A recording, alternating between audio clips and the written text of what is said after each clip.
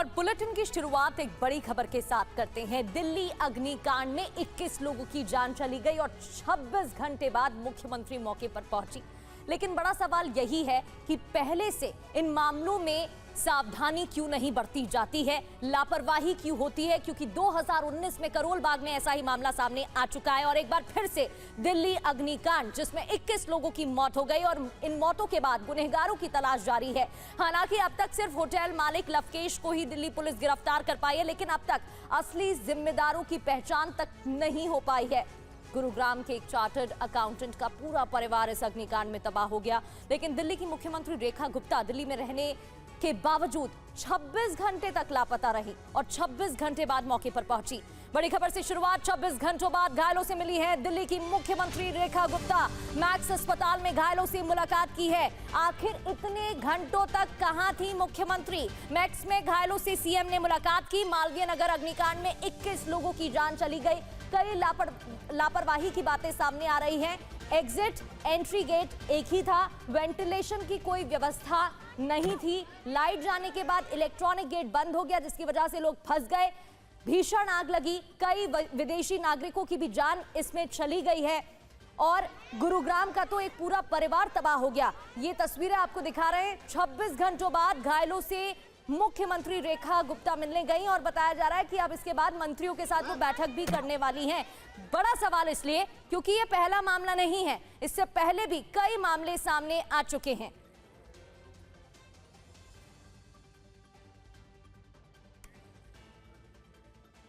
और हमारे सहयोगी ग्राउंड जीरो से हमें ज्वाइन कर चुके हैं विवेक शर्मा, जितेंद्र शर्मा और विपिन चौबे। ग्राउंड जीरो से लाइव हमारे साथ जुड़ गए हैं और टीवी स्क्रीन पर आप उन्हें देख रहे हैं। सबसे पहले विवेक का रुख करेंगे। विवेक, मुख्यमंत्री रेखा गुप्ता मौके पर पहुंची हैं, लेकिन 26 घंटे बाद पहुंची हैं। सवाल तो यही है कि जिम्मेदार और प्रशासन बाद में क्यों संज्ञान लेते हैं, बाद में क्यों कदम उठाया जाता है? पहले से क्यों इन मामलों में सावधानी नहीं बरती जाती?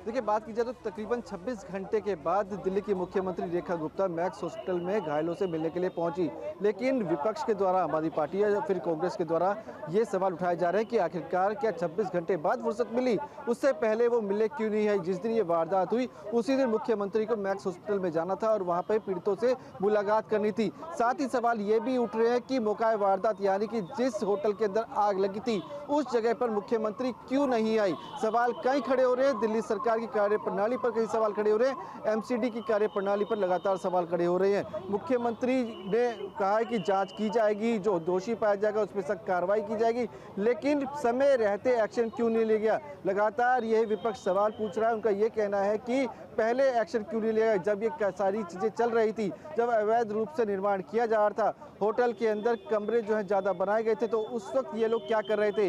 प्रशासन क्या कर रहा था? एमसीडी क्या कर रही थी? फायर विभाग क्या कर रही थी?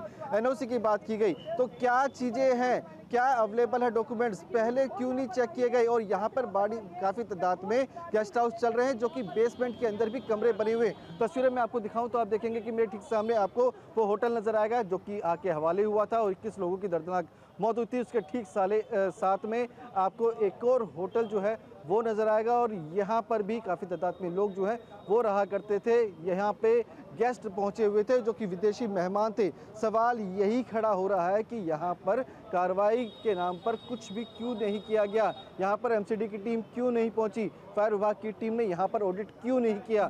इसी तरह की तस्वीरें दिल्ली के अलग अलग इलाकों में देखने को मिल रही है, जहाँ पर इसी तरह के होटल चलाए जा रहे हैं। बेसमेंट के अंदर लगातार कई कमरे बनाए जाते हैं, वहाँ लोग रुकते हैं। निकलने का रास्ता काफ़ी पतला, काफ़ी सकरा होता है, वहाँ से दो लोग एक साथ नहीं निकल सकते और यही इस बड़े हादसे की वजह है। क्योंकि अगर यहाँ पर निकलने की सही जगह और प्रॉपर स्पेस होता तो शायद इतना बड़ा हादसा नहीं होता। ना ही यहाँ पे वेंटिलेशन का कोई इंतजाम किए गए थे। फायर की एनओसी तो बहुत दूर की बात है। तो कहीं ना कहीं फायर विभाग, एमसीडी और साथ ही दिल्ली सरकार के साथ साथ अन्य एजेंसी जो कि इस निर्माण के संबंधित बिल्कुल विवेक, और इस वजह से कई सवाल उठ रहे हैं।